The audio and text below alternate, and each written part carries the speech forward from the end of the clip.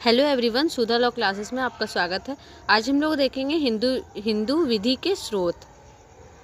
इससे पहले हम लोग ईसाई कानून देख लेते हैं, क्योंकि जो कल हम लोग का पारिवारिक कानून था उसके 4 प्रकार थे: हिंदू कानून, मुस्लिम कानून, ईसाई कानून, पारसी कानून। तो हम लोग ईसाई कानून और पारसी कानून था बचा हुआ, वो हम लोग पहले कंप्लीट कर लेते हैं। ईसाई कानून 1869 में स्थायी तलाक अधिनियम पारित किया गया था और इसने भारत में ईसाइयों के लिए पारिवारिक कानून को भी परिभाषित किया।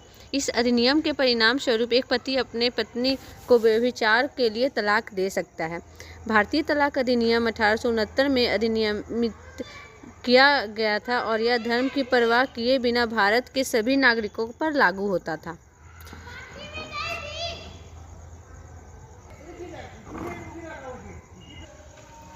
जो ईसाई कानून है वो भी ईसाइयों के लिए, जो ईसाई धर्म थे उन लोग के पारिवारिक कानून के लिए को परिभाषित करता है। उसके बारे में बताता है कि एक पति अपनी पत्नी को कुछ भी कारण से, पत्नी भी तलाक दे सकती है, पति भी तलाक दे सकती है। और जो भारतीय तलाक अधिनियम था 1869 में, ये यही बताया गया था, कोई भी बिना धर्म की परवाह किए सभी भारत पर ये लागू होता था कि कोई भी धर्म का हो पर वो तलाक दे सकता है, जो भारतीय तलाक अधिनियम 1869 में बना था।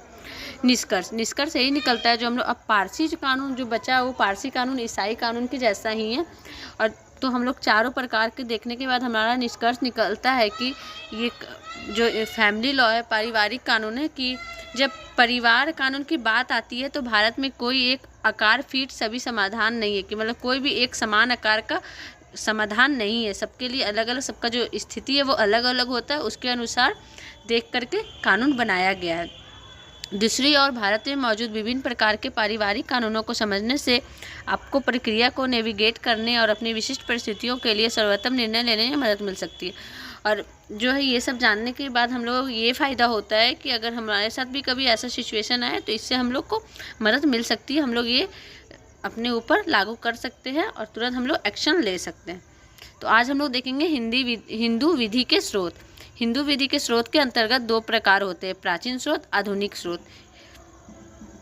प्राचीन स्रोत के अंतर्गत श्रुति, स्मृति, भाष्य, प्रथाएं। श्रुति हिंदू विधि का प्राचीनतम स्रोत है। श्रुति शब्द का अर्थ है सुनना। दोस्तों, जो श्रुति है, उस श्रुति शब्द का अर्थ होता है सुनना। ऐसा मानना है कि हमारे ऋषि मुनियों का आध्यात्मिक ज्ञान इतना अधिक विकसित हो गया था कि ये ईश्वर से सीधे बात करने की स्थिति में आ गए थे। इस प्रकार ईश्वर की वह वाणी जिसे हमारे ऋषि मुनियों ने सुनी और उसे हमें सुना दी, वह श्रुति कहलाएगी। जो ऋषि मुनि ईश्वर से सुनते थे वो हम लोग को बताते थे ऋषि मुनि, वो क्या कहलाएगा? श्रुति। श्रुति के अंतर्गत वेद, उपनिषद आते हैं।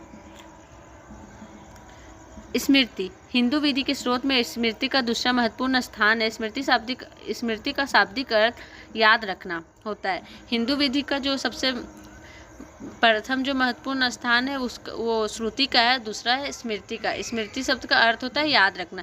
स्मृतियों के अंतर्गत धर्म सूत्र, धर्मशास्त्र, मनुस्मृति इत्यादि आते हैं। स्मृतियाँ में मनुस्मृति का सर्वोच्च स्थान है। स्मृति जो है उसमें मनुस्मृति का सर्वोच्च स्थान है, मतलब प्रथम स्थान है।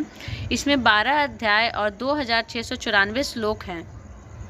भाष्य टीका एवं निबंध स्मृतियों की व्याख्या टीका और निबंध में की गई है। स्मृतियों को समय अनुसार ढालने का प्रयास के द्वारा किया जाता था। 12वीं से 17वीं शताब्दी तक निबंध लिखने का प्रचलन था। मनुस्मृति और याज्ञवल्क्य स्मृति में सबसे अधिक टीकाएं और निबंध लिखे गए हैं। दोस्तों, जो भाष्य है वो निबंध है कि स्मृतियों के अकॉर्डिंग निबंध लिखा जाता था, और जो समय है उसके अनुसार वो ढालता था, सबको स्मृति में वो ढालता था। और ये जो निबंध लिखने का प्रचलन बहुत तेज़ी से 12वीं से 17वीं शताब्दी तक चला था। प्रथाएं में वे नियम है जो किसी परिवार, वर्ग अथवा स्थान विशेष में बहुत पहले से चले आने के कारण विधि से बाध्यकारी मान्यता प्राप्त कर लेती हैं। जो प्रथाएं हैं वो जो शुरू से चलते आ रहा है, हम लोग पूर्वज जो किया वो फिर हमारे जो दादा है, परदादा है, वो उसी तरह ये भी जो सदियों से चलते आ रहा है उसी को प्रथाएं बोला जाता है। प्रथाओं को 3 भागों में विभाजित किया गया है: स्थानीय प्रथाएं, वर्गीय प्रथाएं, पारिवारिक प्रथाएं।